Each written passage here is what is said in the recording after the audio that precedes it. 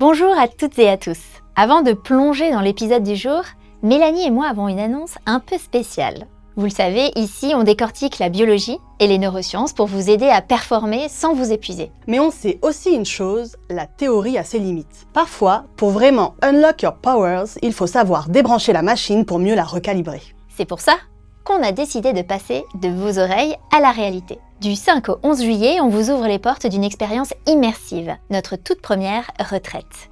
Détox et vitalité près de Toulouse. Imaginez une villa d'architectes incroyable en lisière de forêt, le cadre idéal pour ce reset du corps et de l'esprit dont vous avez besoin si vous flirtez un peu trop près avec le mur de la performance. Mon rôle sera de vous offrir un accompagnement holistique en travaillant sur votre terrain biologique pour restaurer votre énergie profonde. Et de mon côté, je vous transmettrai les leviers de la neuroperformance pour stabiliser votre état interne. Ce qui est génial, c'est qu'on ne fera pas que de la théorie. On alignera des ateliers pratiques chaque soir pour que vous repartiez avec des outils concrets. Ce sera une détox sur mesure, rythmée par des jus bio-pressés à l'extracteur et des buffets de crudités, ainsi que des randonnées matinales. Et entre deux ateliers, sachez qu'on a même prévu des créneaux pour des massages, histoire de rendre la détox vraiment savoureuse. On garde l'esprit The Human Hack, une approche scientifique, mais dans une bulle de déconnexion totale. Attention, pour garantir cet accompagnement sur mesure, on limite la session à 6 participants seulement. Alors, si vous sentez qu'il est temps de vous offrir ce reset pour retrouver votre pleine puissance, rendez-vous sur thehumanhack.com, section retraite. On a vraiment hâte de vous y retrouver. Et maintenant, place à l'épisode. Aujourd'hui, on va ouvrir un sujet à la fois intime, complexe et profondément collectif, les troubles du comportement alimentaire. On les associe encore souvent à l'adolescence ou à une question de nourriture. Pourtant, les chiffres racontent une autre réalité. Selon les grandes études internationales, le Global Burden of Disease, publié dans The Lancet Psychiatry, et les données de l'Organisation mondiale de la santé, entre 40 et 45 millions de personnes vivent aujourd'hui avec un TCA dans le monde. En France, d'après l'INSERM et Santé publique France, ce sont près d'1 million de personnes concernées. Ces troubles touchent majoritairement les femmes, environ 70% des cas, mais aussi les hommes, près de 30%, encore largement sous-diagnostiqués. Contrairement aux idées reçues, les TCA ne concernent pas seulement les adolescents. Ils progressent fortement chez les adultes, notamment chez les femmes, entre 25 et 45 ans, souvent très investies professionnellement. Les troubles du comportement alimentaire font aussi partie des troubles psychiatriques les plus meurtriers selon l'INSERM et l'OMS, et restent pourtant largement invisibles, y compris dans le monde du travail et de l'entreprise. Dans cet épisode, on va donc se demander de quoi parle-t-on vraiment quand on parle de TCA, ce qu'il raconte de notre rapport au corps, au contrôle et à la performance, pourquoi il reste si peu visible en entreprise, y compris chez les dirigeants, et comment ouvrir d'autres voies que celle du contrôle et de la pression permanente. Pour en parler, nous avons le plaisir d'accueillir Alexia Michel. Avec elle, nous allons poser un regard pédagogique, nuancé et incarné de ces sujets, pour mieux comprendre ce qui se joue et comment ouvrir d'autres chemins.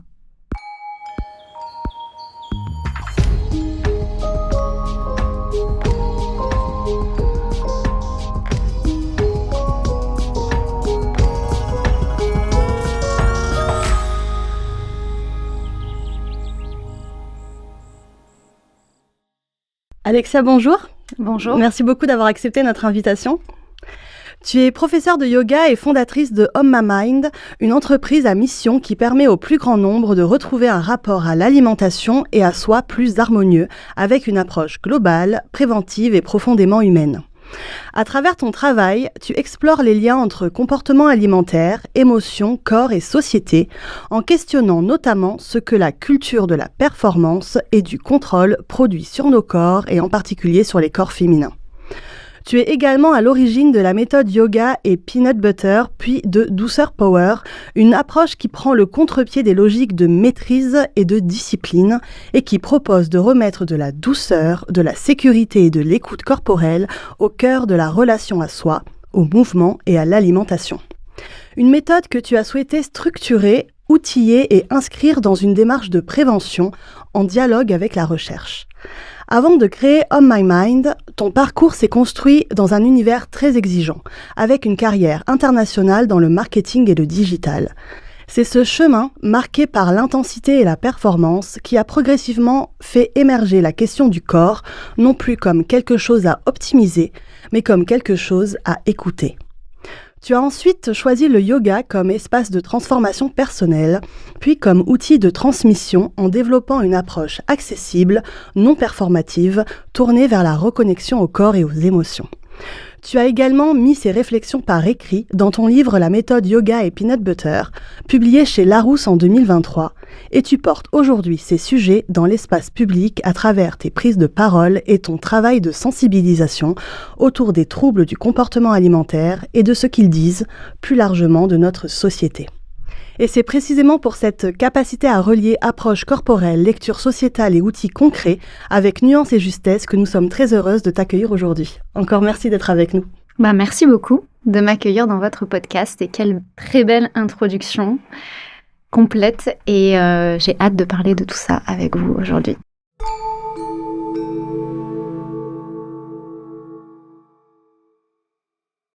Alors, on va commencer par notre question fétiche. Pour toi, c'est quoi la performance ? Alors, la performance, je pense, est une distorsion finalement très acceptée dans notre société, extrêmement valorisante et destructrice à bien des égards. Donc, je dirais qu'elle peut être bénéfique tant qu'elle peut apporter de l'équilibre et une construction sur le long terme. Mais malheureusement, bien souvent, c'est pas le cas.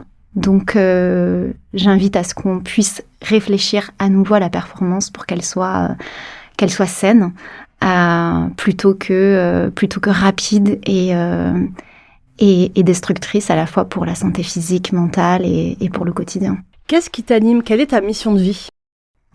C'est une bien grande question, ma mission de vie. Eh bien, je crois qu'on traverse toutes et tous de nombreuses étapes qui ne sont pas là par hasard et qui nous portent vers nos missions de vie quand on a la chance de prendre un peu de recul pour les percevoir. Et dans mon cas, j'ai eu un parcours professionnel très intense, très orienté vers la performance, le perfectionnisme et l'intensité constante. En parallèle de ça, j'ai souffert d'anorexie qui finalement résonne beaucoup avec cet univers très dense et exigeant.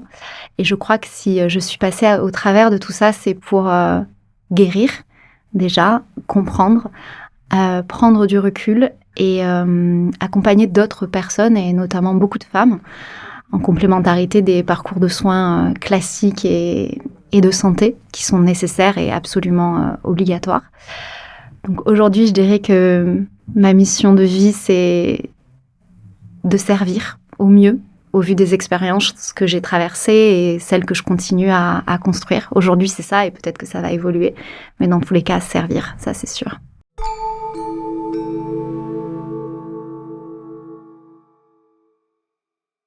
Alors, on a envie de te poser une question qu'on ne pose jamais sur ce podcast, à savoir te présenter ton parcours, parce qu'en fait, ça illustre parfaitement la raison de notre invitation.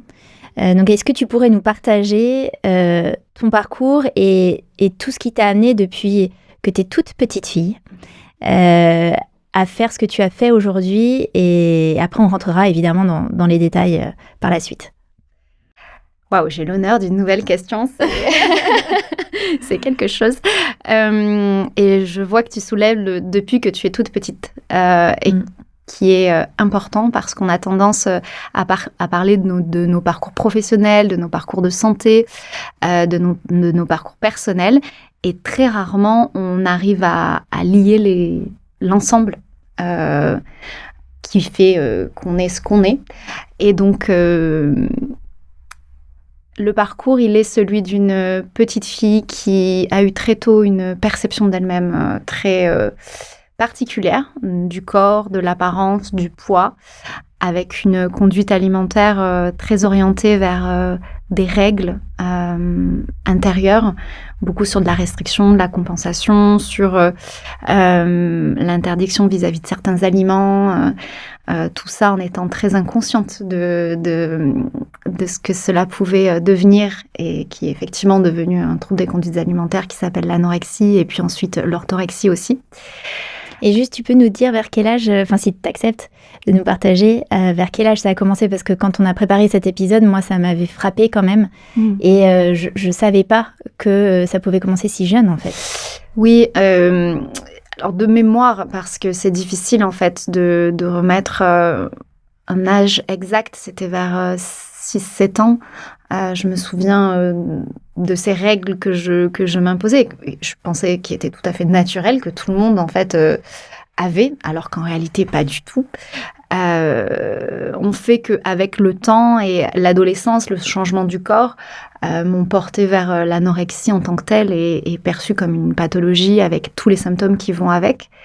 Et au-delà de ces règles, il y a également toute la dimension familiale et contextuelle et sociétale qui fait que j'étais influencée par une grand-mère et puis une maman qui n'étaient pas forcément toujours très bien dans leur corps ou très préoccupées par le poids, l'image et cette valeur de soi qui dépend du poids et de l'image, sans pour autant avoir conscience qu'elle transmettait des messages et des perceptions du corps féminin déjà colorées d'une invitation à la minceur, à être une jolie petite fille, à être souriante, à bien se tenir. Voilà. Donc, je dirais que c'est un petit peu un terrain d'injonction qui influence une personnalité assez rigide, très perfectionniste, qui est, avec le temps, valorisée parce que bonne élève, parce que qui se tient bien, parce que qui est souriante, etc.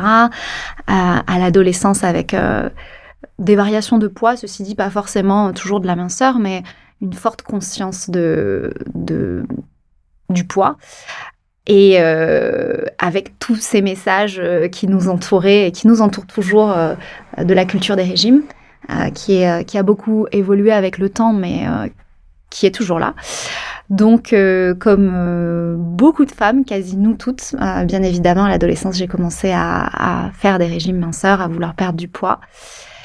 Et ça a été l'engrenage nourri vraiment par les études, par le premier emploi, par le fait d'aller vivre à l'étranger, par toute cette intensité, encore une fois, extrêmement valorisée. Parce que quand on maîtrise les choses, quand on est en contrôle, quand on est capable d'être un bon manager, une bonne élève, etc., forcément, on ne se doute pas que derrière, il y a une pathologie. Et dans tous les cas, qu'il y ait une pathologie ou pas, je crois que c'est pas bénéfique de se mettre dans des situations d'ultra-performance, d'ultra-perfectionnisme, d'ultra-contrôle, parce que, tout comme la culture des régimes vient porter une pression sur nous, la culture de la performance et du toujours plus et de la croissance constante vient également nourrir cette ultra-performance qui est très stressante, génératrice de stress, d'anxiété, de déséquilibre émotionnel, de déprivation énergétique, de sommeil, et qui peut avoir un impact, bien sûr, sur notre relation à l'alimentation, qui est finalement un langage. Tellement bien résumé. Ouais, mais justement, en fait, tu disais que l'alimentation, c'est juste un langage. Est-ce que tu as tout de suite, parce que souvent, quand on parle TCA, on se dit toujours, on pense alimentation. Et là, ce que tu expliques, c'est ça, c'est que c'est un élément, un langage, c'est pas du tout ça le problème derrière. À quel moment tu t'es rendu compte, est-ce que tu l'as conscientisé, ça, que c'était tout un environnement, de la pression, le problème de contrôle, etc. et pas... Un héritage aussi. Alors, pas tout de suite, vraiment pas tout de suite. Ceci dit, j'ai eu... la chance, on va dire, de travailler aussi dans l'industrie de la minceur, alors qui venait nourrir mon rapport au corps, à la minceur et certains symptômes, mais ceci dit, qui me permettait d'avoir un recul du fait des professionnels qui m'entouraient à l'époque, des nutritionnistes, des psychologues et des professionnels de santé, sur ce qui était en train de m'arriver. On n'en parle toujours pas assez, mais on parlait encore moins de troubles des conduites alimentaires et j'avais pas accès à certaines informations comme aujourd'hui. On peut avoir accès à certains comptes comme Tout sur les TCA, qui est le compte de la Fédération française d'anorexie boulimie sur Instagram ou ailleurs. Enfin, à l'époque, c'était pas tellement comme ça. Donc, j'avais une perception, je comprenais que et du fait aussi de la maigreur assez extrême que j'ai traversée par la suite, qui avait vraiment un problème. Mais c'est arrivé assez tard parce que les troubles des conduites alimentaires sont plurifactoriels. Et donc, on peut se dire au début que c'est juste une question de perte de poids et de régime. Et puis, petit à petit, découvrir qu'il s'agit de messages qu'on a reçus, de croyances limitantes, de pression de la société. Pour ma part, de recherche de grandeur, j'ai énormément d'énergie et du mal à canaliser mon énergie, mes émotions.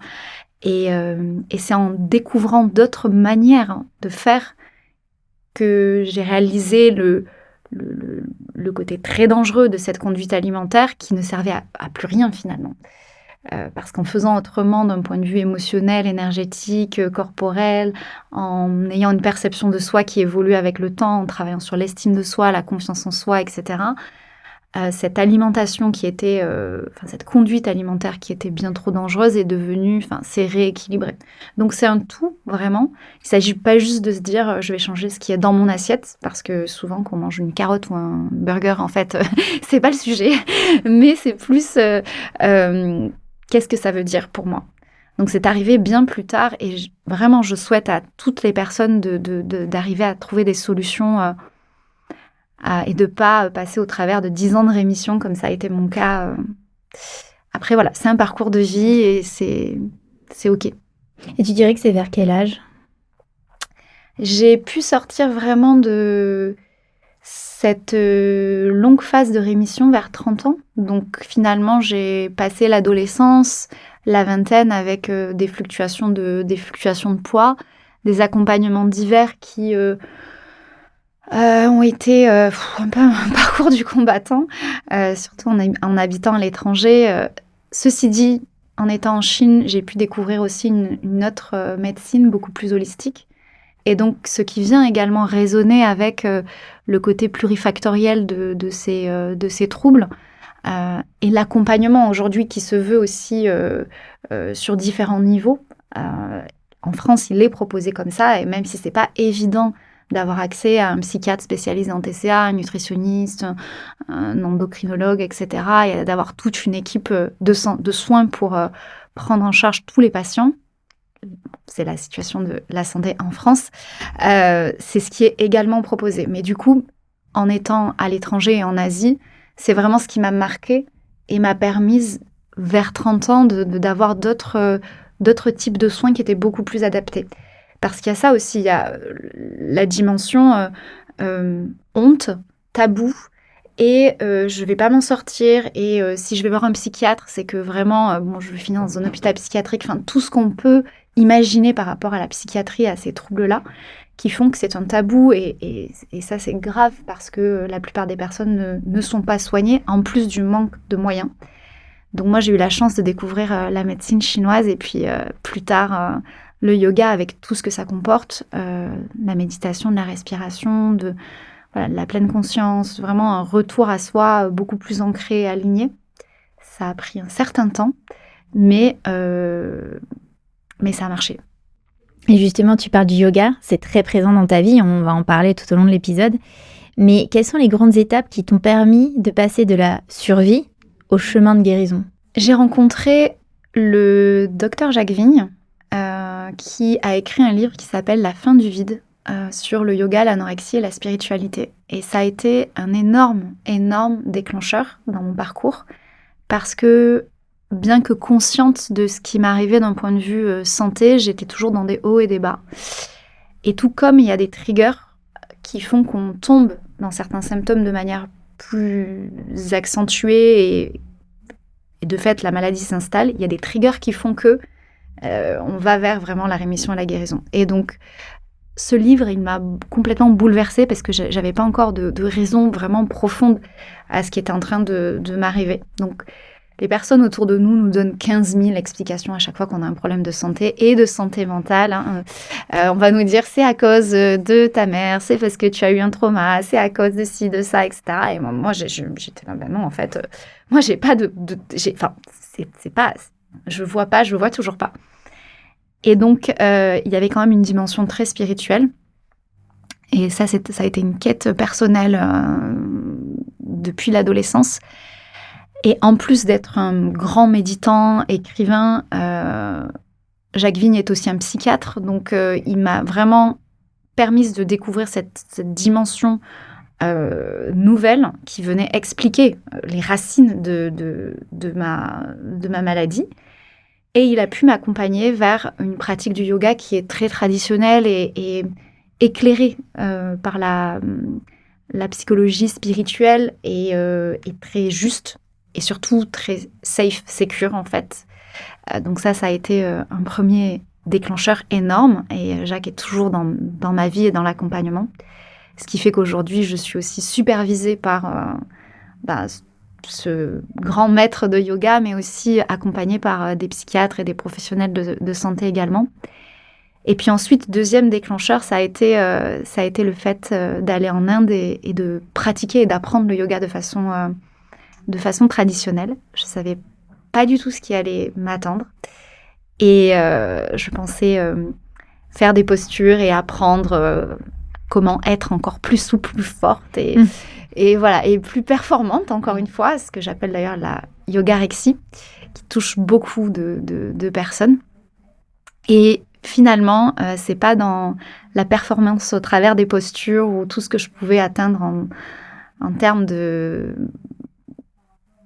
perfectionnisme, encore une fois, qui m'a bouleversée, mais bien le rapport à l'autre et à ce groupe qui m'a accueillie telle que j'étais.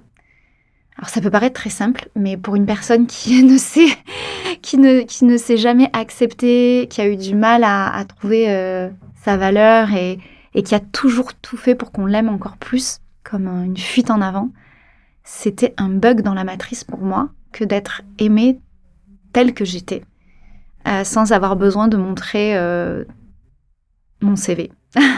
Mon parcours, ma capacité à contrôler, ma capacité à performer.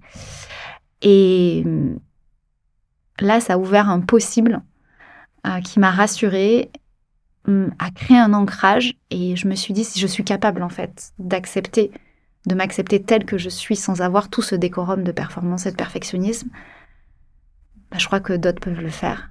Et j'ai commencé à prendre la parole, etc. Et puis voilà, le projet s'est lancé. Merci beaucoup de nous avoir partagé une partie de ton histoire. En tout cas, je pense que dans le studio, nous, on a des frissons. Ton énergie est vraiment passée à travers nous. Donc, merci beaucoup pour ce témoignage qui est extrêmement précieux.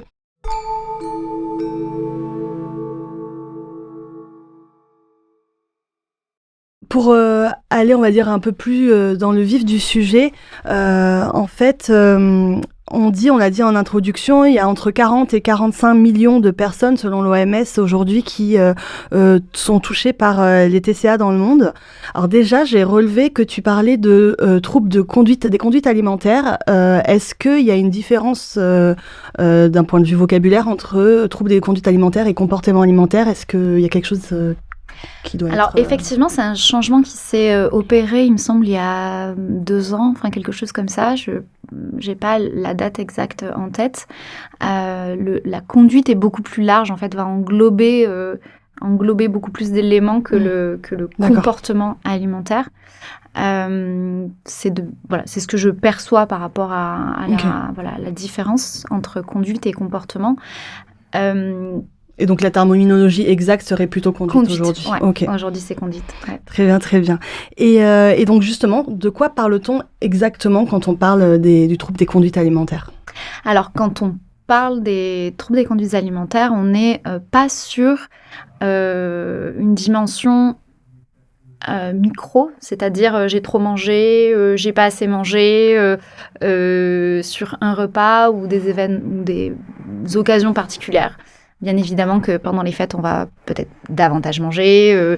On a des périodes dans la vie, et particulièrement en tant que femme, et au vu de nos hormones et des phases qui nous traversent, avoir davantage faim ou moins. Et donc, on n'est pas en train de parler de ça. On est vraiment sur des symptômes précis, répétés dans le temps, liés à une restriction ou une compulsion alimentaire ou un rapport, une conduite alimentaire qui va venir impacter le corps physique et le corps mental, l'intégralité de la santé. Donc, on a des symptômes précis par pathologie et en même temps une trame commune où on constate qu'il y a à chaque fois l'anxiété, le stress, une dimension émotionnelle, une dimension hormonale aussi, une dimension de perception de soi, de perception de l'alimentation. Et ensuite, chaque pathologie va avoir des particularités. Donc, c'est pas aussi diffus que ce qu'on pourrait le penser. Ceci dit, c'est très important de mettre le doigt sur les petits déséquilibres qui arrivent dans le quotidien et qui peuvent se répéter. Parce que la prévention est plus que nécessaire, dans le sens où il y a une chronicité de ces troubles-là qui est à hauteur de 50%. Donc, c'est important et une prise en charge qui n'est pas évidente. Donc, c'est très important de se sentir à la fois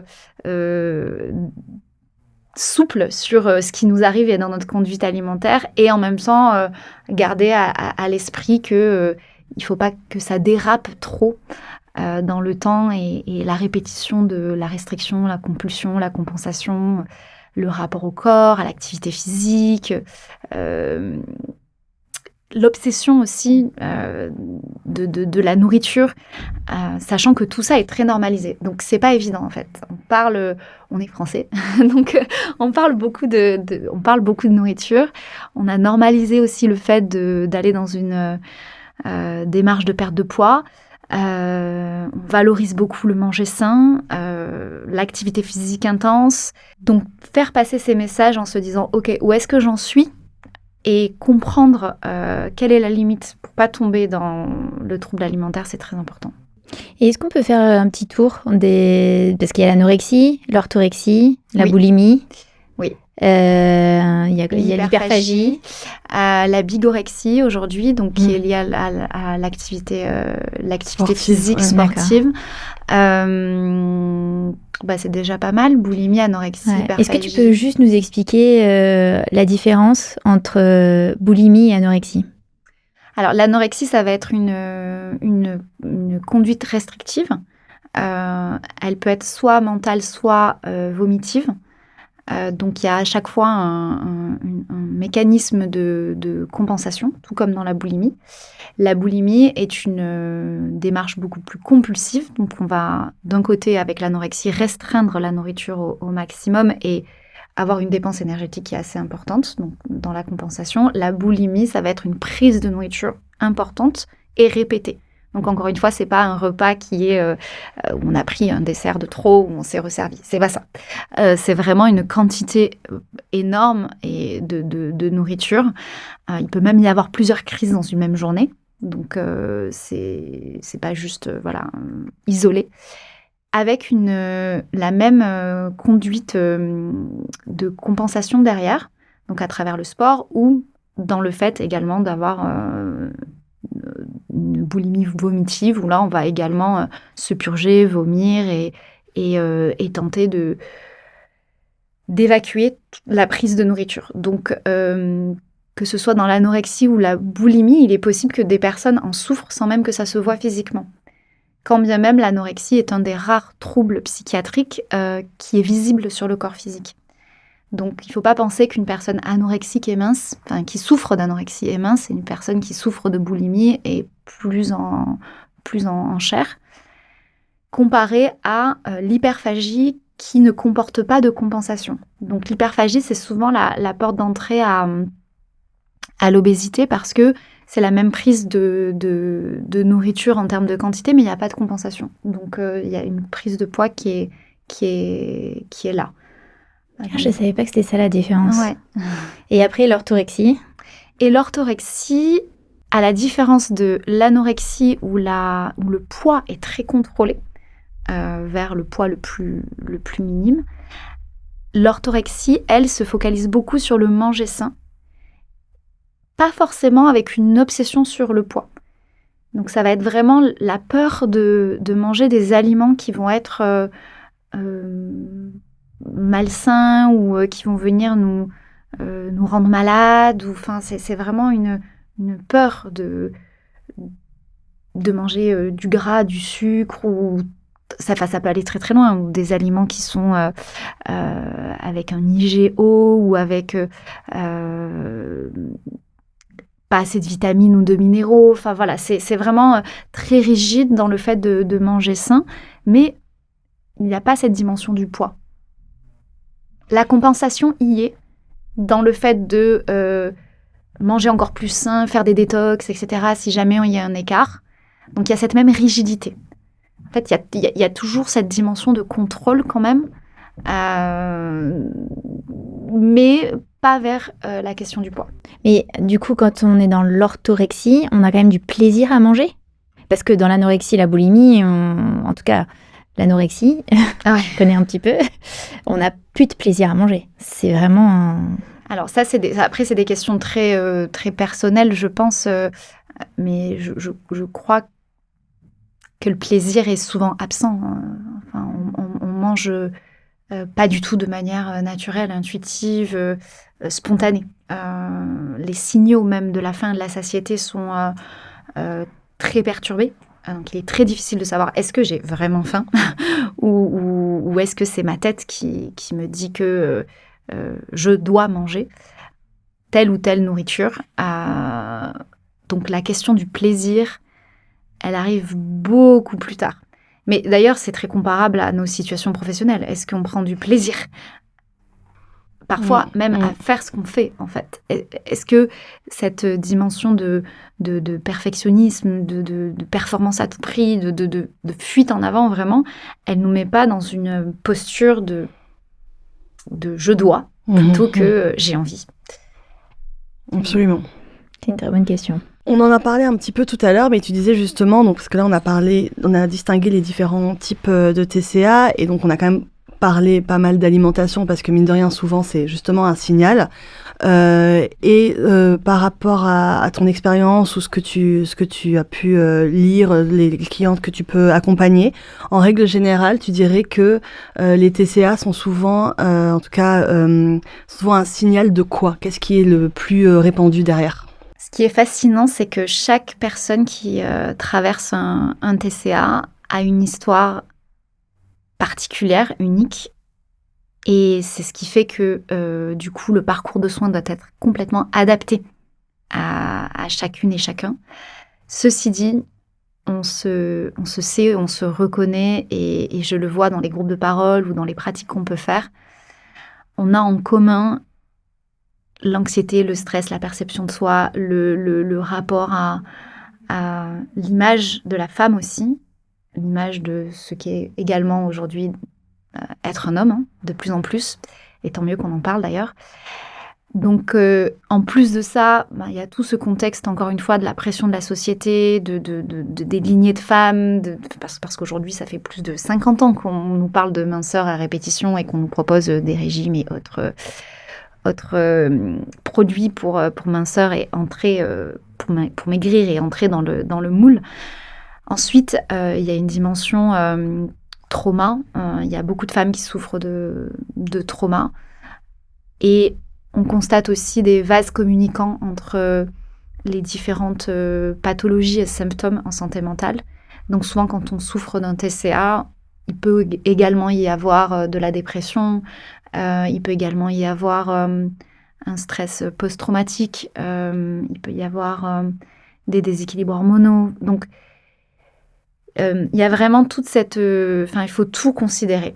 Vraiment du plus large de la société à la famille, l'entourage, ce qu'on a vécu en étant enfant, comment est-ce qu'on a grandi, la perception de soi au travers de tout ça, les symptômes qui sont communs et après les symptômes qui sont très particuliers et vraiment liés à chacune. Donc, je dirais que on a du commun, on a du particulier, et dans tout ça, il s'agit de trouver la porte d'entrée pour faire cheminer la personne et en même temps lui apporter une base qui va lui permettre d'aller vers plus d'ancrage, plus de reconnexion aux sensations, au corps, plus de perception de soi apaisée, d'estime, de confiance, d'amour de soi, de capacité à parler aussi. Parce qu'il y a ça aussi.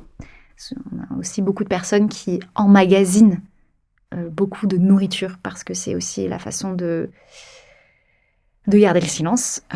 D'autres, en perdant beaucoup de poids, veulent ne plus exister. Donc voilà, tout ça, c'est symbolique et il faut pouvoir mettre le doigt dessus, apporter les outils. Et c'est ce qui est beau aussi dans l'humain, c'est sa complexité et en même temps la beauté qu'on peut avoir dans la connexion entre nous et entre femmes, qui génère d'ailleurs énormément de sororité. C'est un mot qui est très galvaudé, mais dans la réalité, ça existe. Et je crois que c'est ce dont on a besoin, parce qu'il en va aussi du rapport qu'on a aux autres femmes, du regard qu'on a l'impression qu'elles peuvent poser sur nous, du regard qu'on pose sur elles, qui souvent finalement n'est qu'un miroir. Complètement. Absolument. Et merci aussi de préciser que c'est pas qu'une question de poids en fait. Ouais. Les troubles de conduite alimentaire, ça n'est pas qu'une question de poids. Et d'ailleurs, c'est vraiment l'arbre qui cache la forêt souvent.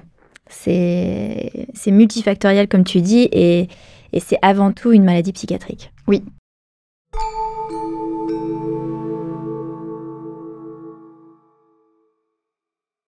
Alors, on l'a dit, il y a 70% des personnes touchées par les TCA qui sont des femmes, mais il y a aussi près de 30% des hommes, et c'est très certainement sous-diagnostiqué. Qu'est-ce que disent ces chiffres d'un point de vue de la société, des représentations, et aussi l'angle mort du genre masculin? Alors, ça dit beaucoup de choses. Malheureusement, ça reste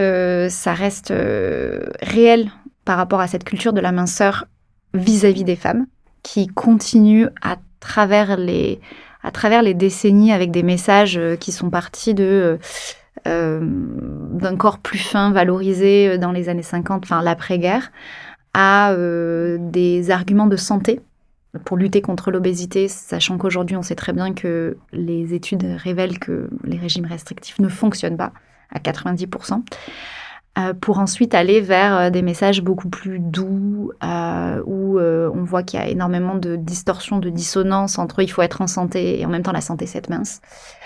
Ce qui ne veut pas dire que le surpoids est bon pour la santé. Donc, il y a surpoids et surpoids aussi. Il y a surpoids et surpoids, effectivement. Et c'est pas 3 kilos qui engagent des problèmes de santé, quoi. Exactement. Et donc, on a eu tous ces messages depuis 50 ans, associés à des services, associés à des produits, associés à, on le voit très bien en marketing, une promesse qui est toujours une promesse de plus et inatteignable. On passe du corps de Marilyn Monroe à Kate Moss et puis Kim Kardashian. En fait, moi, je ne sais pas comment on peut faire pour passer en 20 ans de Kate Moss à Kim Kardashian. Donc, c'est super opportunité de marché pour la chirurgie esthétique. Voilà. Et donc, une normalisation beaucoup axée sur le corps des femmes, avec tous les autres éléments qu'on a déjà indiqués au-delà de la dimension sociétale. Et petit à petit, bien évidemment parce que les hommes ne sont pas en reste, déjà parce que la santé mentale ne concerne pas que les femmes, on a toutes et tous une conduite alimentaire, un rapport au corps, un rapport à la force, un rapport aux muscles, à la représentation de ce que c'est être une femme et un homme en général.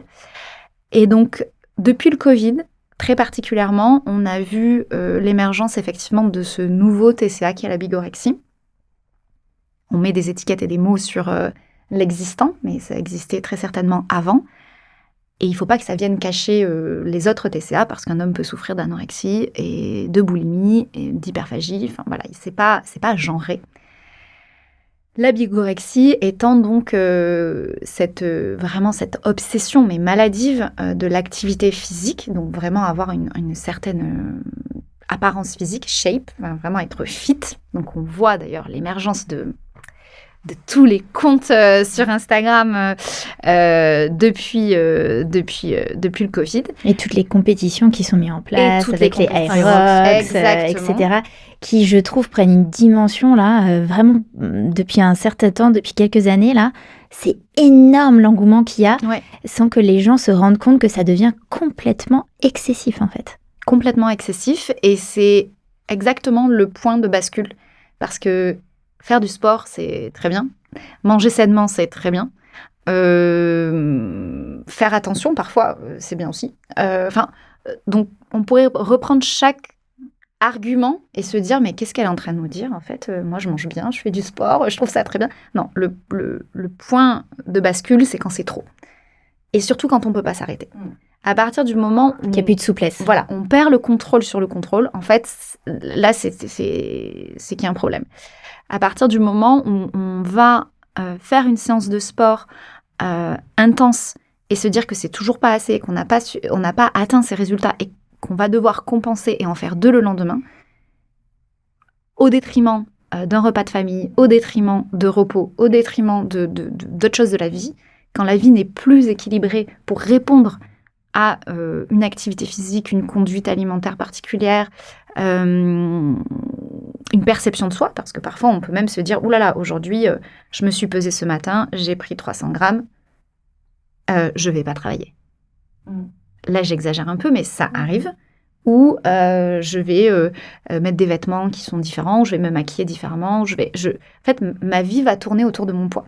Ma vie va tourner autour de ma conduite alimentaire, autour de mon activité physique.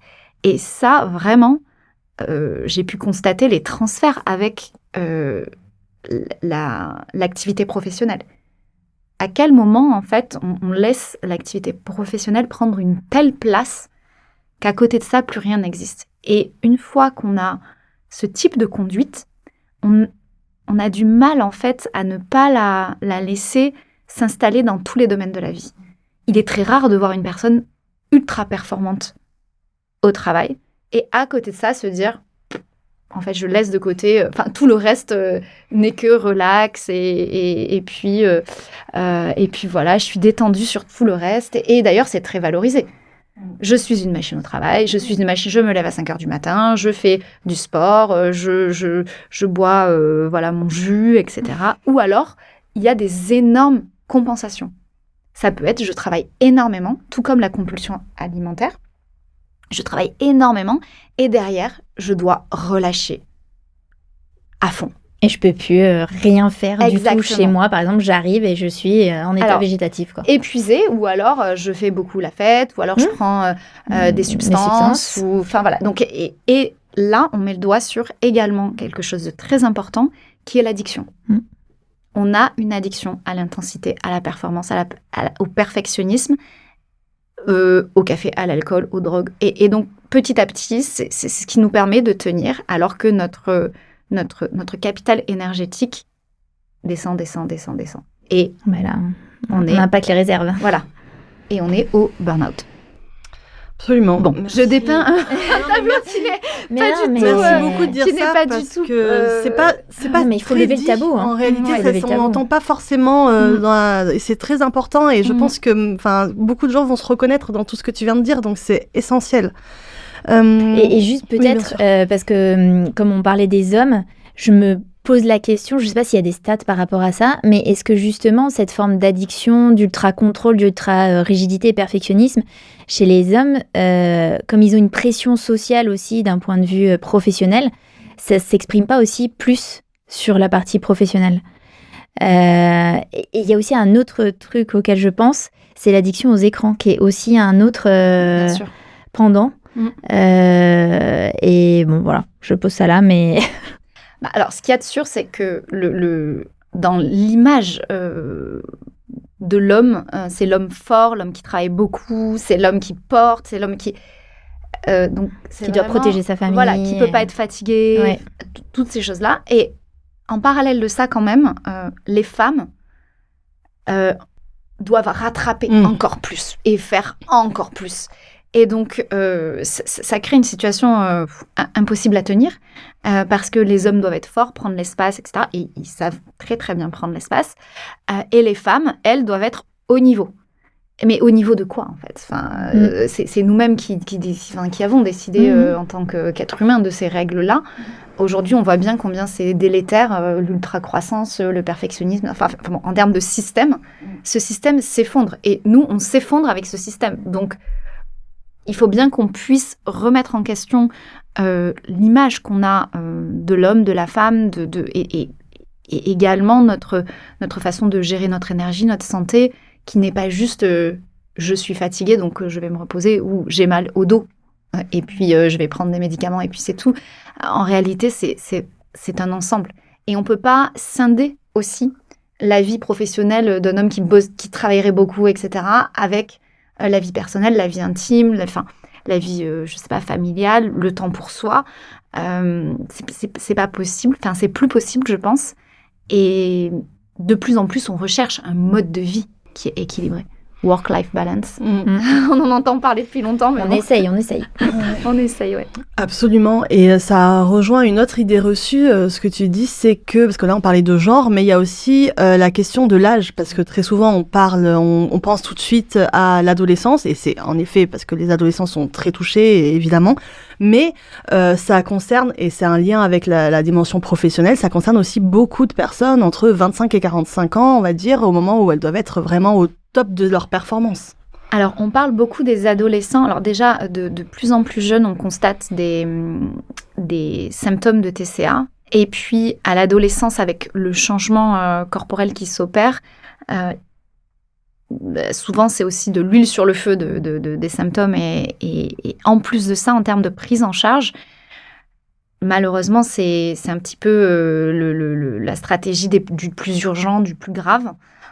Sachant qu'il y a beaucoup par la suite de rechutes et de chronicité, ce sont souvent les adolescents qui sont pris en charge. D'ailleurs, beaucoup de centres sont pour les enfants et les adolescents, très peu, pas assez très certainement, pour des adultes. Alors que, effectivement, à l'âge adulte, on peut souffrir d'un TCA ou de préoccupations alimentaires et corporelles, juste avant le trouble alimentaire. Le problème, c'est qu'encore une fois, on a normalisé ça, en se disant, de toute façon, j'ai ça depuis l'adolescence, personne n'arrive à m'aider, etc. Et puis, je suis dans des hauts et des bas, et puis, je vais vivre avec. Le vivre avec, il est terrible. Puis, on est beaucoup aussi. Et on est beaucoup. On voit ses copines être dans le même mal-être que nous, et du coup, on se dit, c'est normal, et c'est presque une fatalité, quoi. C'est 13 millions de personnes qui souffrent de préoccupations alimentaires et corporelles. C'est énorme. Et 13 millions de personnes... En France ? En France, ouais. Oh là là. Donc, c'est énorme. Et donc, effectivement, on a normalisé ça. On s'est toutes dit, oui, je suis pas bien dans mon corps, j'ai envie de perdre du poids, ou je change ma conduite alimentaire. D'ailleurs, la chirurgie esthétique est aussi symptomatique de ça, finalement. C'est un truc qui s'est rajouté, et c'est exactement les mêmes mécanismes, finalement. C'est des mécanismes qui vont venir appuyer sur la perception de soi, l'estime de soi, l'amour de soi, la peur du changement aussi. Parce que, bien évidemment, le fait de vieillir fait que nos corps changent. On a peur de ça. Mon corps d'avant, on rêve toujours de son corps d'avant. Alors qu'à l'époque, quand on avait 23 ans, on se disait que c'était pas assez bien. Donc, encore une fois, c'est pas une question de poids et de physique, c'est vraiment une question de perception de soi. Et il suffit pas juste de se dire, je vais m'aimer. Parce qu'il y a aussi une injonction à l'acceptation de soi. On le voit aussi sur les réseaux. Maintenant, je m'accepte.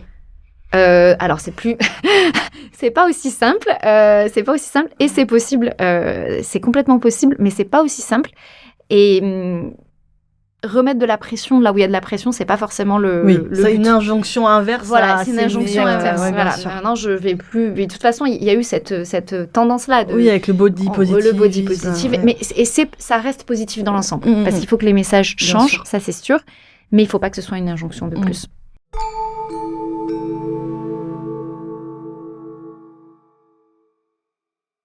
Est-ce qu'il existe, selon toi, un lien direct entre la culture de la performance et la vulnérabilité au TCA ? On l'a déjà un peu abordé.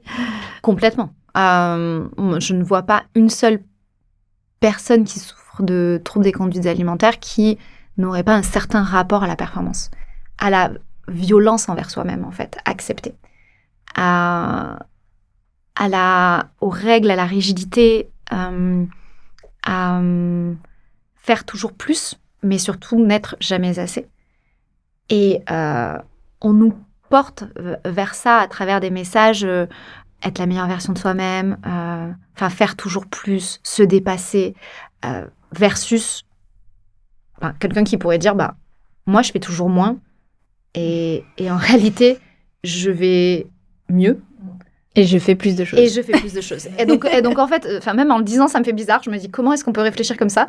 Comme quoi, c'est vraiment ancré. On ne l'entend jamais. Ceci dit, ça ne veut pas dire que la discipline n'est pas bénéfique. Moi, je parle de discipline alignée et joyeuse, parce qu'il ne faut pas mettre de côté non plus le fait qu'avoir des objectifs, avoir de la motivation, avoir de l'énergie, c'est important et ça nous porte. Et ça nous permet aussi de prendre du plaisir, vraiment, j'ose espérer. Mais il faut que ce soit équilibré et aligné, ce qui n'est pas le cas dans les TCA et ce qui n'est pas le cas dans la plupart des personnes qui sont dans l'ultra-performance au travail ou dans d'autres domaines. Et souvent, on voit vraiment des similitudes. Et quand c'est pas possible de faire autrement au travail, parce que quand je dis ça, souvent on me dit « Ok, mais moi, je vais pas m'arrêter de travailler ». Non, alors, on va pas s'arrêter. Il y a un peu de nuance. Voilà. On va pas s'arrêter de travailler ou ne pas atteindre ses objectifs. Simplement, en dehors du cadre de travail, on peut apprendre à faire autrement. Tout comme on a des difficultés à, par exemple, être détendu et relâché face à un dessert ou un repas de famille, on va tenter de faire autrement. Alors moi, en l'occurrence sur le tapis de yoga, ou à travers les séances que je peux proposer, apprendre à relâcher, se détendre, aller au-delà du contrôle et se dire que c'est OK, c'est sécure en fait, on n'est pas en train de prendre un risque parce qu'on se détend. Voir ses limites, arriver à être beaucoup plus dans de l'auto-bienveillance, ne pas se juger. Toutes ces choses-là, on peut les développer dans une bulle qui fait que pendant un certain temps, les autres domaines de la vie ne seront pas impactés. Parce que ça peut faire peur aux personnes qui sont dans l'ultra-performance de se dire « Mais comment ça va être demain si je fais plus ça ? Qui je vais être ? Comment ça va se passer ? Et les gens qui sont autour de moi, comment est-ce qu'ils vont réagir ?» Donc, l'idée, c'est pas de se dire du jour au lendemain, on va devenir anti-performance, mais plutôt créer des espaces qui sont sécures pour prendre conscience que c'est OK. Et puis, petit à petit, amener cette dimension de motivation saine dans les autres domaines de la vie. Donc, on peut atteindre les mêmes objectifs, mais d'une manière différente. Sans se détruire. Voilà, sans se détruire. C'est le but. Et des objectifs qui sont plus long terme, peut-être. Et plus long terme. Qui sont peut-être moins rapides, mais qui sont plus long terme. Complètement. Et justement, pour prolonger ce que tu es en train de dire, comment on explique, sachant que voilà, c'est très lié au monde professionnel, etc., que ce soit des sujets qui soient totalement absents du monde de l'entreprise. Même quand on voit qu'il y a des conférences ou autres en entreprise, ça va être sur, et c'est très bien, hein, mais gestes et postures, des choses comme ça, mais cette problématique-là, elle est jamais présente. Ou alors, rarement, je sais pas. Alors, il y a plusieurs dimensions. La première, c'est que le yoga, déjà, ou la méditation, ou ce type d'approche sont souvent pas pratiqués d'une manière complète ou adaptée. On va beaucoup se focaliser sur les postures, on va beaucoup se focaliser sur, encore une fois, parfois la performance vis-à-vis de ça, pensant que le yoga est une activité physique alors que pas du tout. Ou une activité ultra spirituelle, ce qui peut poser également des problèmes vis-à-vis du monde de l'entreprise. Ensuite, le monde de l'entreprise lui-même ne valorise pas la remise en question de la performance dans le sens où la croissance est l'objectif. Le système fait qu'on voudra toujours plus, toujours mieux, toujours plus optimiser, avec de plus en plus une remise en question de cette mécanique-là parce que les burn-out explosent, parce que la dépression, parce que plus personne n'a d'énergie, la génération qui arrive ne veut plus du tout travailler comme nous, et ça se comprend. Donc, petit à petit, il y a une remise en question et également l'émergence de la question de la santé mentale qui, cette année, est encore une fois cause nationale. Donc ça, c'est vraiment bien. Il y a vraiment des dynamiques de sensibilisation, des applications qui existent, des propositions d'accompagnement en interne, de plus en plus. Mais liées la discipline du yoga dans son entièreté, la question de la santé mentale, de la conduite alimentaire, de tout ce que ça peut vouloir dire dans le rapport à la performance, à la perfection, à tout ce qu'on vient d'évoquer, c'est inexistant. Et d'ailleurs, la méthode que je propose aujourd'hui, c'est la première en France à proposer le lien entre toutes ces tous ces aspects-là, ce qui n'est pas forcément évident à expliquer toujours, mais il y a des portes d'entrée et aujourd'hui, très clairement, il est possible d'accompagner en entreprise sur ces questions-là d'ancrage, de présence, de confiance en soi aussi. On n'utilise pas les mêmes termes, mais c'est juste une question de langage en fait. On parle d'empowerment, on parle de productivité, on parle, mais en réalité, l'humain reste le même et c'est toujours la perception de soi, la motivation, la présence, l'attention. Enfin, vraiment, on a perdu toute l'attention, enfin, même l'attention envers soi-même. On n'y arrive plus du tout. On est multitâche, les écrans, etc. Donc, tout ce travail de pleine conscience qui est proposé à travers des outils et des pratiques depuis des millénaires, aujourd'hui, il a complètement sa place et il est nécessaire que les entreprises s'emparent de la question. Aussi parce que, et je terminerai sur ça, aujourd'hui, il y a Deloitte qui a publié un deuxième rapport sur l'impact des troubles des conduites alimentaires sur la productivité, avec véritablement des chiffres sur la perte financière. Donc, c'est peut-être un peu direct, mais peut-être qu'il faut évoquer les choses comme ça, je sais pas. Et qui montre bien qu'aujourd'hui, le taux d'absentéisme, les conséquences sur, encore une fois, la motivation, sur les plans de carrière, etc., sont vraiment là. Donc, je crois qu'il est temps qu'en France, on s'empare aussi du sujet, clairement. Oui, mais en fait, je pense que ça participe aussi du fait que souvent, on veut faire vraiment une barrière entre le pro et le perso. Oui. Et alors que là, alors bien sûr, il peut y avoir peut-être un terrain personnel, pourquoi pas, qui puisse générer... Mais en réalité, les obligations, le contrôle, la recherche de performance professionnelle nourrit ça. Donc, s'il n'y a pas de porosité, ou au contraire, il y a de la porosité. Ouais. Oui, mais c'est un très bon point que tu soulèves. En fait, quand je parle de cette approche, de ce sujet-là aux entreprises, finalement, ce que je constate, c'est que ça tombe dans la dimension vie privée.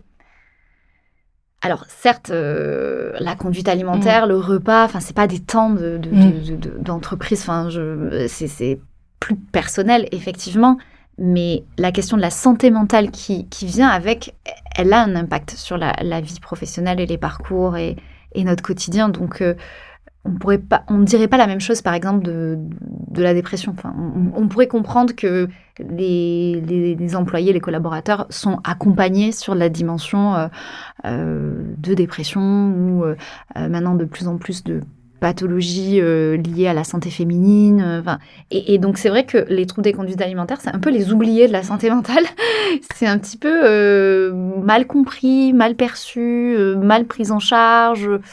Mal perçu, je suis tout à fait d'accord. Je pense que c'est jugé, en fait. Ouais, c'est jugé. C'est très jugé. Elle veut être plus maigre. En plus, comme c'est féminin et parfois un peu genré quand même dans l'esprit des gens, je pense que ça participe malgré tout. Oui, puis c'est pas un problème. Et entre femmes, ce qui est... Alors là, je vais vraiment aller dans le côté genré, mais parce que c'est un constat. Quand je parle de On My Mind, de mon activité, quand je pitch, les femmes comprennent tout de suite. Les hommes sont un peu plus... OK. Je vois pas le problème. Ouais. Et je me dis, si, en fait, si, il y a un gros problème. Il y a un gros problème parce que le taux de mortalité est le plus élevé concernant l'anorexie, parce que il y a des comorbidités qui sont énormes, parce que ça impacte toute notre santé. Et la fertilité. Et donc, il y a vraiment un gros problème. Et c'est aussi un problème qui touche les hommes en tant que tels, et aussi la perception qu'ont les hommes des femmes. Donc voilà, je pense qu'il y a vraiment un besoin de prévention, donc c'est vraiment bien qu'on enregistre ce podcast. Ouais, non, mais c'est vrai qu'on se dit toujours c'est plutôt superficiel, c'est quelqu'un qui est dans l'apparence, etc. Alors que non, c'est vraiment une conséquence. C'est une conséquence. Oui. Les troubles de conduite alimentaire. C'est tellement important de le souligner. Justement, il y a beaucoup de ces troubles qui sont invisibles, on l'a dit. Comment est-ce qu'on peut accompagner sans renforcer le contrôle ni la culpabilité. Pour les proches, on a parlé de l'entreprise, qui ne sont pas trop concernés, mais en tout cas pour les proches, la famille, les amis, parce que c'est pas évident, de le détecter, et 2, de savoir bien accompagner sans culpabiliser et juger. Il y a beaucoup de déni, de honte, quant au fait de parler de son poids ou quand on souffre, par exemple, de boulimie, des crises qu'on a traversées, parce que clairement, il s'agit de manger tout ce qu'il y a dans les placards. Donc, les proches le voient, hein, parce que ça a un impact sur les aliments qui sont dans la maison, sur la fatigue, sur l'humeur. Donc, souvent, c'est la personne concernée qui refuse de voir la réalité, et quand elle commence à la voir, se sent un peu démunie parce que la conduite addictive, parce que l'impossibilité de faire autrement tout de suite.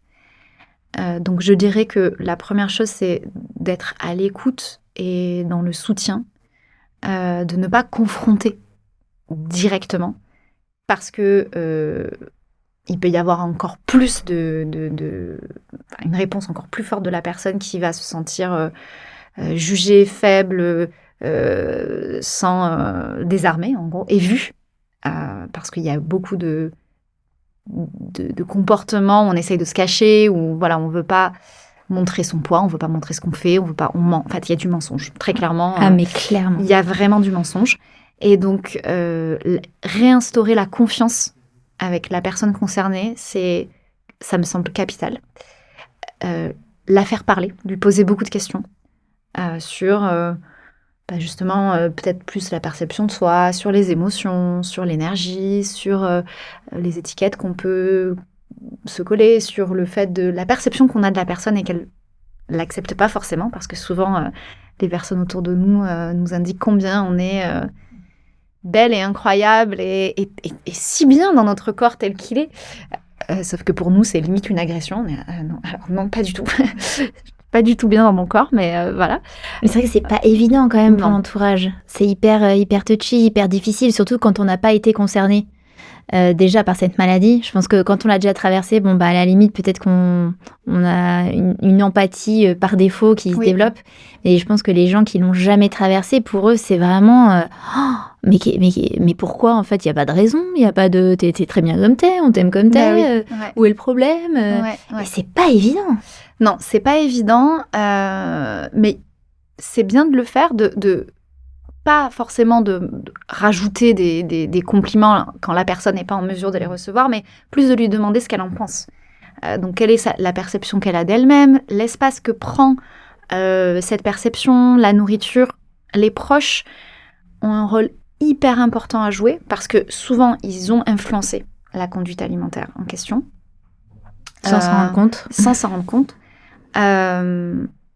Dans certains cas, il vaut mieux que les familles soient loin, entre guillemets, de la personne concernée. Donc, il y a vraiment tout un accompagnement aussi avec les familles qui est à connaître.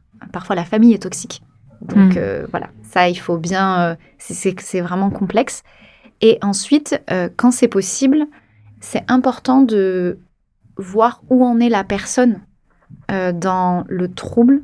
Est-ce que c'est mineur ou est-ce que c'est vraiment présent? Parce que il faut vraiment alerter, en fait. Il faut pouvoir l'accompagner également vers une ligne d'écoute, des professionnels spécialisés, des cercles de parole, des associations.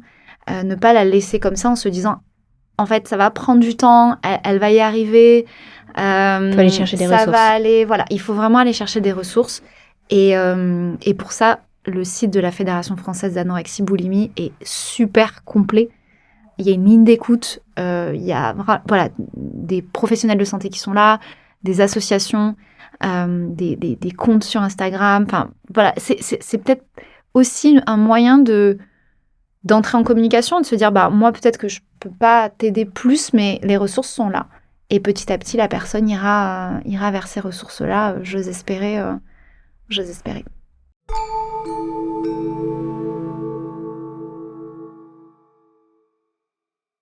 On l'a un peu évoqué, donc tu as fondé On My Mind.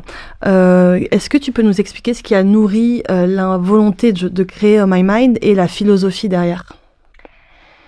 Ça a été un parcours perso, pro, entrepreneurial, On My Mind, qui est né en 2023. Suite à l'accompagnement de 2000 femmes avec la méthode que j'ai créée, qui s'appelait donc Yoga and Peanut Butter et qui est devenue Douceur Power. une méthode qui permet de faire de la prévention, mais surtout d'apporter un accompagnement complémentaire au parcours de soins classique. Et voyant que ça fonctionnait et que les résultats étaient là, notamment à travers la recherche qu'on mène aujourd'hui avec Scalab, qui fait partie du CNRS, on a décidé, avec un petit groupe de personnes, et surtout moi au centre en tant qu'entrepreneur, d'ouvrir cette société à mission pour faire davantage de prévention. Donc à la fois sur les troubles des conduites alimentaires, les préoccupations alimentaires et corporelles, mais aussi comment des approches douces et adaptées peuvent voir émerger une santé intégrative.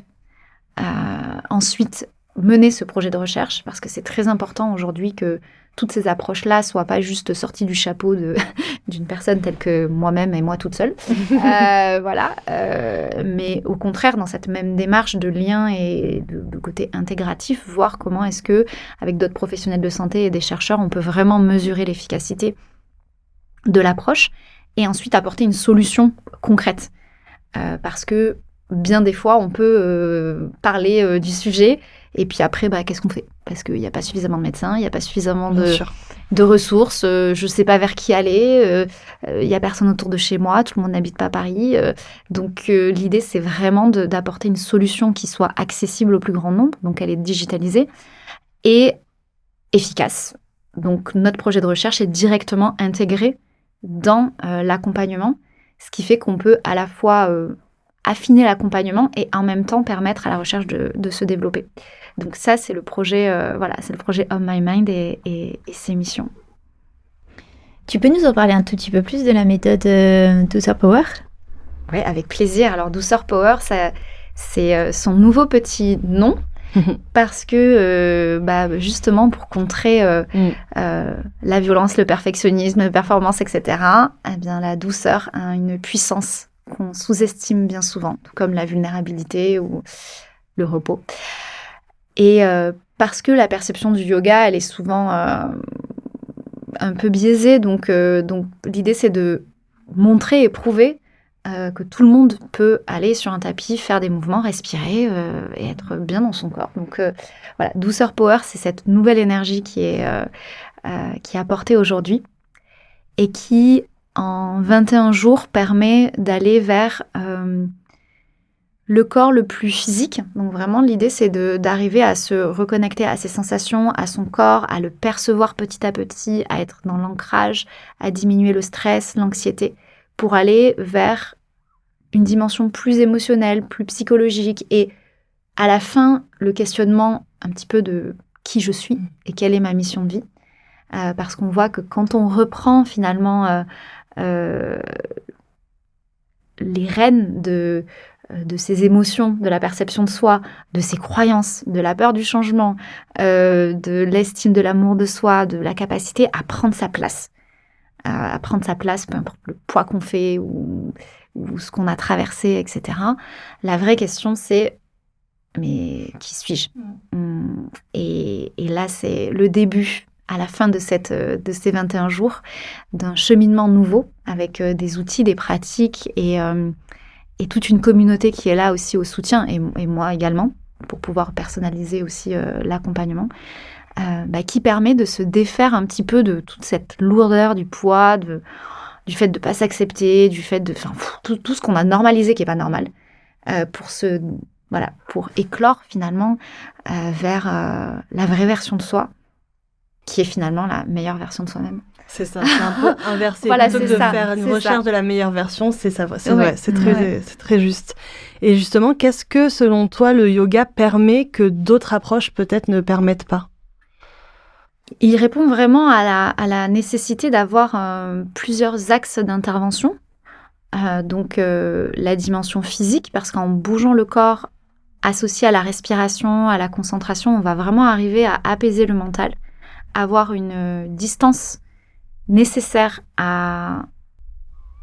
au jugement de la perception qu'on a de soi-même. Parce qu'on est avec soi-même, c'est difficile de prendre du recul et de se dire, mais en fait, comment est-ce que je me perçois, etc.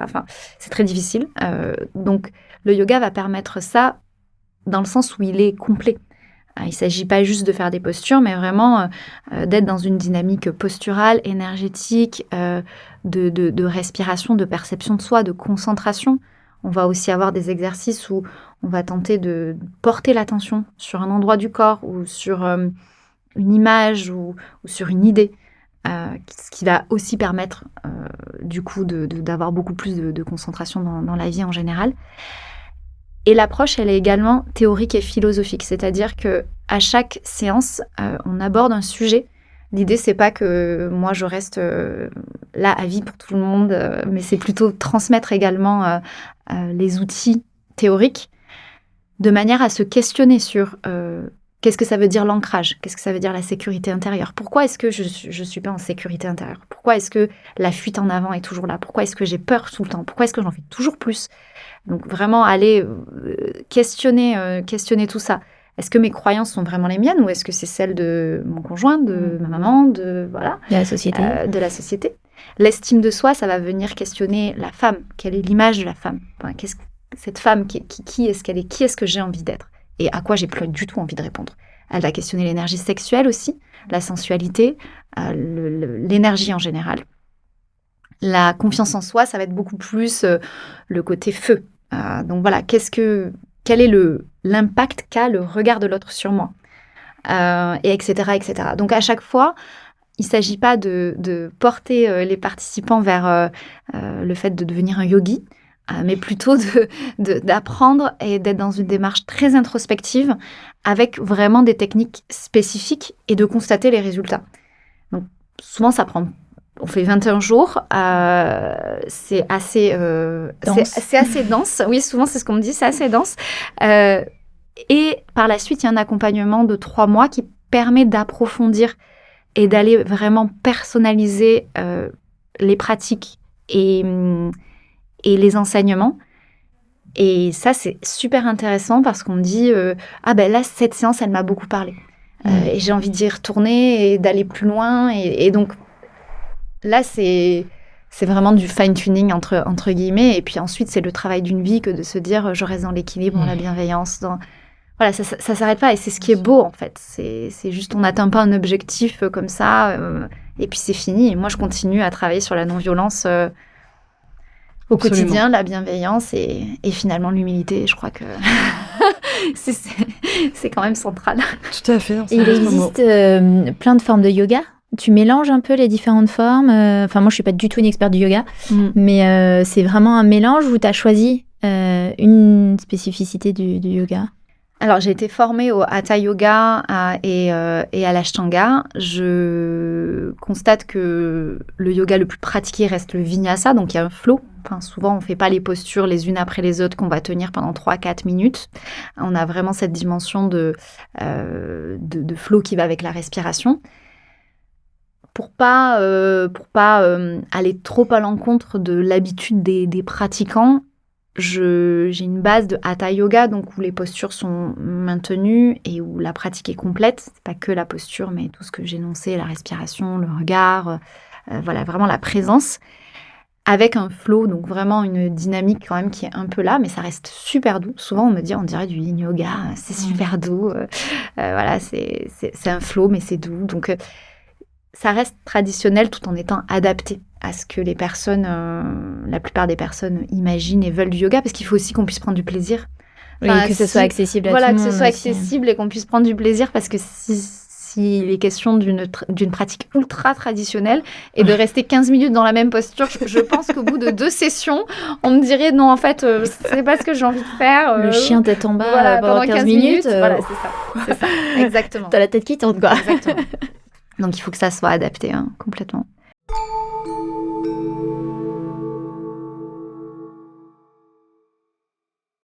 Et on parle beaucoup de lâcher prise. On dit mais il faut lâcher prise, allez, lâche prise. Oui. Mais en fait, belle injonction, ça aussi. C'est hyper violent. Donc concrètement, comment on fait pour sortir du contrôle?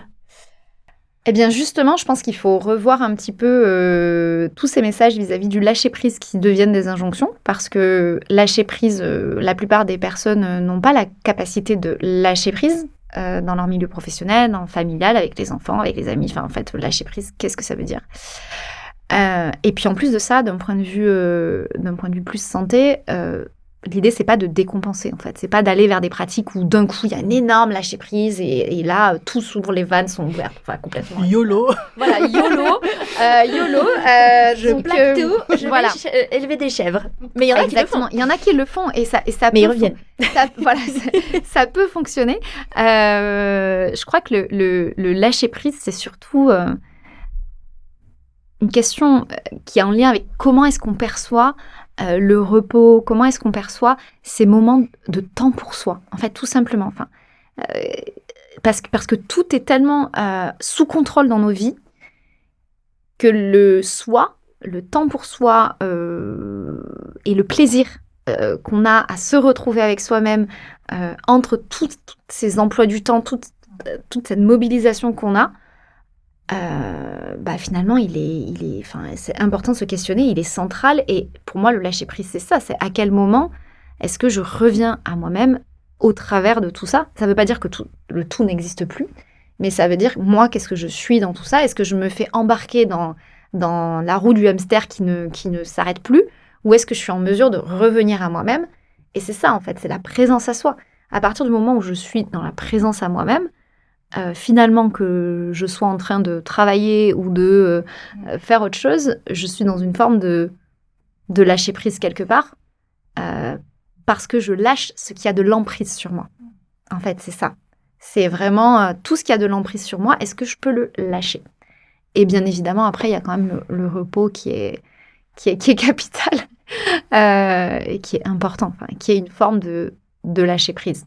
En fait, le lâcher-prise a une dimension psychologique qui peut effrayer des personnes qui se diraient, en fait, moi, je ne peux pas lâcher prise. En fait, si je lâche, tout s'effondre. Exactement. Et donc, il faut quand même pouvoir percevoir le fait que quand on se repose, quand on prend du temps pour soi, tout ne s'effondre pas forcément.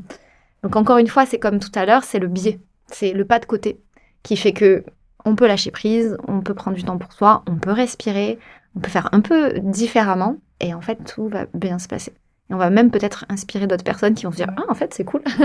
Ah, en fait, c'est bien. » Donc, mais peut-être il y a besoin d'être pris par la main pour pas mal de personnes. Complètement. Et je pense qu'il y a de plus en plus de personnes qui recherchent ça, de plus en plus d'accompagnants, de thérapeutes. Vous en êtes la preuve avec ce que vous faites. C'est vraiment se dire qu'aujourd'hui, on doit faire autrement parce que c'est pas soutenable, c'est pas souhaitable, parce que, voilà, il y a un certain effondrement et on va vers ça. Et ça, c'est plutôt positif. Les solutions existent, ça c'est sûr. Mais absolument, et justement, par rapport à... Tu parles de solutions, mais par quoi commence ce chemin de réparation? Est-ce que ça va être par une dimension de retour à son corps? Est-ce que c'est plutôt émotionnel? Est-ce que c'est plutôt... je sais pas, au niveau justement des relations, de ce qui nous entoure, est-ce que j'imagine que ça dépend de chacun, mais est-ce qu'il y a un chemin à suivre? Alors, il y a des personnes qui vont être appelées vers quelque chose en particulier, ce qui est de l'ordre de l'envie, du plaisir. J'ai envie de gérer mes émotions d'une manière différente parce que je sens que ça prend tout l'espace et donc j'ai envie d'aller vers la dimension émotionnelle. Ou j'ai envie de résoudre un conflit avec ma sœur, ou voilà, parce que je sens que ça prend toute mon énergie et le soir quand je rentre chez moi, j'explose. Voilà. Donc, il peut y avoir un problème ou une envie qui fait que la porte d'entrée va être celle-ci, et petit à petit, c'est comme une pelote de laine qu'on va venir défaire, détricoter. Les autres champs vont s'ouvrir si on est bien accompagné. Et ensuite, il y a la deuxième option qui est celle de « je sais vraiment pas par où commencer ». Et là, je trouve que le stress et l'anxiété, dans tous les cas, s'ils sont maintenus, peu importe ce qu'on fait, ça va venir ralentir, squeezer. Voilà, ça va être très compliqué. Donc, commencer par ça, ça me semble essentiel, avec une approche très consciente de l'espace-temps qu'on a pour avoir une pratique qui reste dans le temps et qui va agir sur le stress et l'anxiété, et notamment à travers l'ancrage. Vraiment, l'ancrage et le retour à soi, la présence qui est accessible à tous, en fait, sans être... on apprend quelques techniques et il suffit entre guillemets, d'avoir le temps et l'espace. Et moi, je conseille souvent d'avoir le même temps, le même espace dans le quotidien, ce qui permet de développer l'ancrage. Et une fois que l'anxiété et le stress diminuent, déjà, on peut avoir un recul qui va nous permettre de mettre le doigt sur les autres dimensions prioritaires. Ouais, on n'est plus en hypervigilance. Voilà, on n'est plus en hypervigilance. Et là, on va pouvoir se dire, ah oui, en fait, j'ai une douleur. Enfin, il y a des personnes qui ne sentent même plus leur corps. Hein. Ouais. J'ai une douleur, en fait, dans la poitrine depuis 6 mois. Et là, je suis d'un coup moins stressée, moins anxieuse. Et en fait, c'est pas possible de garder ça. Donc, on va aller vers du mouvement. Il y en a d'autres qui vont être dans la pensée obsessionnelle. Est-ce qu'on peut pas travailler plus la concentration, par exemple. Et puis après, moi, j'ai un protocole particulier qui va vraiment du stress, de l'anxiété et qui remonte, en fait, tout au long du corps et du circuit énergétique qui fait qu'on aborde les sujets dans un certain ordre. Mais voilà, si rien n'appelle de particulier, effectivement, le stress, l'anxiété à travers le développement de l'ancrage, ça me semble être un bon début. J'ai une question vraiment, et je ne sais pas si on peut vraiment répondre, mais ça me taraude, et même à titre personnel. Est-ce qu'on peut guérir des TCA ou est-ce que juste on apprend à vivre avec et à composer toute sa vie? Grand débat. Grand débat parce que je crois que même auprès des professionnels de santé, c'est pas clair ou le message n'est pas le même. Je dirais qu'il y a une vigilance à avoir et à garder tout au long de sa vie quand on a traversé un TCA, qu'on peut en guérir. J'en suis plus que... Ah, tu penses qu'on peut vraiment en guérir? Plus que convaincue, étant donné qu'aujourd'hui, je suis guérie et je ne vois pas comment est-ce que je pourrais retomber dans l'anorexie ou l'orthorexie. En fait, je me dis, mais ça ne me sert plus à rien. Enfin, je pense que toutes ces questions liées à l'estime de soi, à la place dans le monde, aux croyances que je pouvais avoir, à la peur de ne pas être assez, etc., je les ai plutôt bien abordées et j'ai pu faire autrement que m'arrêter de manger. Ceci dit, il y a beaucoup de chronicité, il y a beaucoup de comorbidités, c'est hyper complexe, donc difficile de guérir. C'est difficile de guérir, c'est possible, et donc au final, je dirais que c'est important de garder une vigilance tout au long de sa vie et éviter certaines pratiques. Par exemple, quand on a souffert d'anorexie ou d'orthorexie, ou on va pas aller vers un jeûne hydrique ou des détox. Enfin, voilà. Et ça, c'est hyper important aussi que les professionnels du bien-être et autres thérapeutes soient conscients de ça, parce que une personne qui est un peu fragile ou qui entendra certains messages a priori bons pour la santé pourra à nouveau aller vers des pratiques qui, au final, vont réactiver le TCA. Donc, je dirais qu'il y a de l'hypervigilance à avoir, mais que c'est possible de guérir. Et c'est vraiment capital pour les personnes qui traversent un TCA de l'entendre que c'est possible de guérir. Parce que le fait de dire que c'est impossible est un frein même à la rémission. On trouve toutes les excuses pour rester dans son TCA. On trouve toutes les excuses, entre guillemets. Enfin, alors pas tout le monde, mais moi je me souviens très bien me trouver toutes les excuses en disant non, en fait, moi je suis comme ça, je vais pas y arriver, c'est trop dur. Et oui, c'est dur, mais c'est possible. Il faut clairement pas perdre espoir. Et comment ont vu ta famille, tes amis, tous tes proches, tout le chemin que tu as fait, qui est quand même assez incroyable? Quel regard est-ce qu'ils posent sur tout ce que tu as construit aujourd'hui et tout ce que tu as aussi... tu t'es confié au monde pour partager, pour pouvoir aider les autres personnes. Enfin, je veux dire, c'est hyper courageux. Puisqu'on a parlé de la dimension de honte qu'on a, donc juste chapeau déjà pour ça. Et du coup, comment est-ce que tes proches, ils perçoivent ça, ils t'accompagnent dans tout ça? Désolée, c'est hyper personnel. Non, il n'y a pas de souci. Je crois que mes proches sont plutôt fiers et surtout rassurés que j'aille bien, parce que c'est la priorité. Vraiment, ça a été la priorité pendant très longtemps. Très soutenant. Et notamment ma petite sœur qui est là dès qu'il faut participer à du contenu, émissions et autres. Enfin, voilà. Et qui est, je sais, très, très, très fière, rassurée. Et je crois en même temps qu'il découvre aussi, à travers mes prises de parole la réalité. Parce que les parents, les proches sont tellement impactés que ça prend du temps. Le traumatisme, il est chez eux aussi, en fait. La peur de perdre un enfant, c'est vraiment extrêmement violent. Et donc, petit à petit, au fil des prises de parole, je crois qu'ils réalisent, en fait, ce que ça a été également pour moi. Une prise de parole qui a été vraiment poussée, notamment par le docteur Hugo Saoudi, qui fait beaucoup de prévention sur les TCA. Et à l'époque où je prenais pas autant la parole, me disait mais en fait, les témoignages sont très importants. Et le fait de dire qu'il est possible de s'en sortir et comment, etc., ça compte beaucoup. À un moment où je me disais, en fait, mon témoignage, c'est un parmi des millions. Et pourquoi je me donnerais cette importance de parler de mon parcours alors que ça concerne tant de personnes et que c'est pas si exceptionnel que ça? Et finalement, je crois que si, qu'il s'agisse de moi ou de toute autre personne qui a guéri, parce que la prévention n'est pas suffisante, parce qu'on a besoin d'espoir, et parce que ça vient asseoir le fait que c'est derrière moi également. Et j'ai une distance par rapport à ça, donc je ne me remets pas dans un état émotionnel terrible en reparlant de tout ça. Donc, autant que ce soit utile.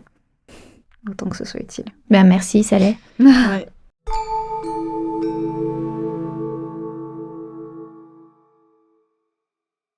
Merci infiniment pour tout ça.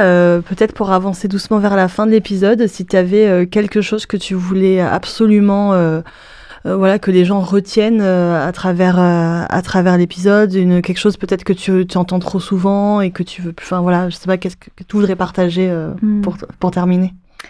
Alors, je dirais qu'on a tous un rapport au corps et à l'alimentation. On a tous une santé mentale et physique. Il n'y a pas de frontière entre la vie personnelle et professionnelle. Et je crois qu'il est temps qu'on considère ça pour que chacun puisse vivre au mieux son rapport au corps, à l'alimentation, à la famille, à la maison et au travail. Et qu'on dépasse ces frontières qui ont été mises et qui aujourd'hui nous empêchent de vivre pleinement et bien. Profitons de cette année, encore une fois, qui est focus sur la santé mentale en France pour mettre en place des actions de prévention et des actions réelles, que ce soit au sein des familles ou dans les entreprises, parce que il est temps. Il est temps. Merci, c'est une belle conclusion. Merci, merci à vous. C'était très puissant et tout le monde, je pense qu'on aura des retours particulièrement chaleureux et surtout de gens qui comprennent, ça va parler à beaucoup de monde. C'est évident. Ça va résonner. C'est une évidence que ça va résonner. Merci beaucoup, on se retrouve la semaine prochaine. On se retrouve la semaine prochaine. À la semaine prochaine. Merci. Merci d'avoir écouté The Human Hack. Si cet épisode vous a inspiré, faites-le savoir. Une note, un commentaire ou un partage sur votre plateforme de podcast préférée, c'est la meilleure façon de soutenir notre mission et de faire voyager nos idées. Ensemble, faisons grandir cette communauté. Pour aller plus loin, inscrivez-vous à notre newsletter sur le site thehumanhack.com. Vous y trouverez toutes les ressources mentionnées dans l'épisode, des contenus exclusifs et de quoi nourrir votre réflexion. Envie d'échanger avec nous ? Rejoignez-nous sur les réseaux sociaux, YouTube, Instagram et LinkedIn. Partagez cet épisode avec votre entourage, vos amis, vos collègues ou toute personne qui pourrait avoir besoin de ce petit hack dans sa vie. On se retrouve très bientôt pour un nouvel épisode. En attendant, prenez soin de vous et surtout, Unlock your powers.